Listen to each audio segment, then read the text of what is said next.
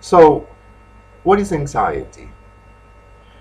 Anxiety is a response that prepares us to deal with threats in our environment. For instance, if we are walking in the woods and we encounter a bear, anxiety would help us to respond to that potential threat. This is known as the fight or flight response, and it entails a number of physiological changes that take place in our body in order to take instant action to respond to a threat. So, for instance, a lot of chemicals will be pumped into our bodies in order to help us to run away from the bear. In this way, anxiety helps us to protect ourselves from danger, thereby constituting an adaptive response that is vital for our survival. However, anxiety may be activated in situations where the threat is not imminent or not even real.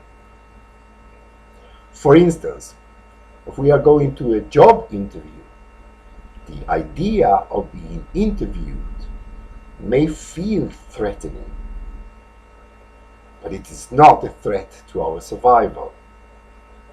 Nonetheless, we react in similar ways to real, potential, or even imagined threats. That's the way we are wired. That's who we are. And it is okay to experience anxiety from time to time. However, if anxiety becomes overwhelming because of its frequency, duration, or intensity, that can have a detrimental effect on the individual. The experience of excessive anxiety has been categorized into a number of so-called disorders.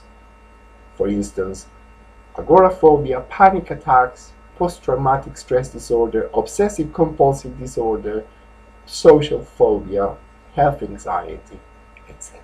What is important to remember is that the experience of excessive anxiety can be extremely frightening, exhausting, and debilitating for the individual who experiences it. So, what are the causes of anxiety?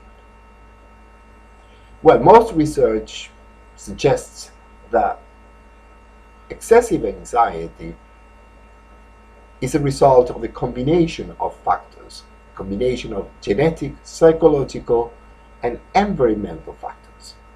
So, to make it clear, the development of excessive anxiety may be a result of having inherited a tendency from our parents to develop anxiety, combined with our psychological ability to deal with anxiety or not, combined with the environmental, combined with the environment in which we grew up.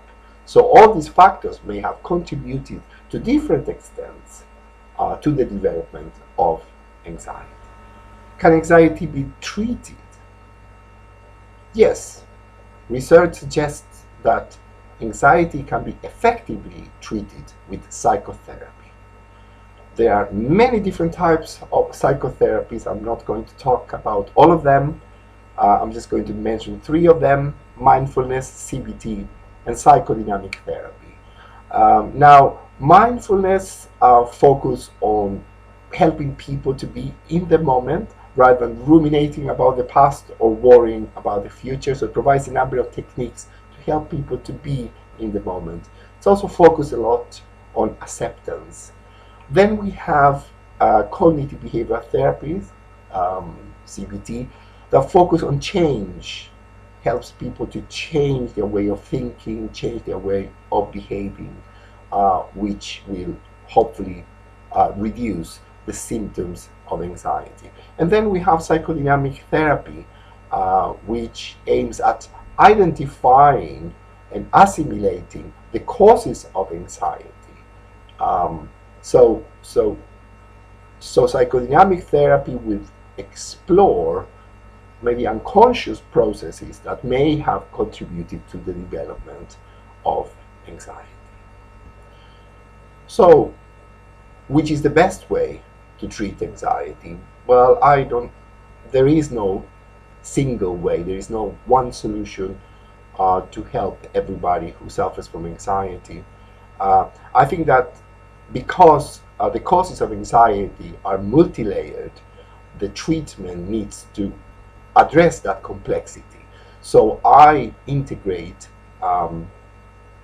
these therapeutic approaches that I mentioned before, mindfulness, CBT, and psychodynamic therapy, because I think that is necessary in order to address the complexity of anxiety.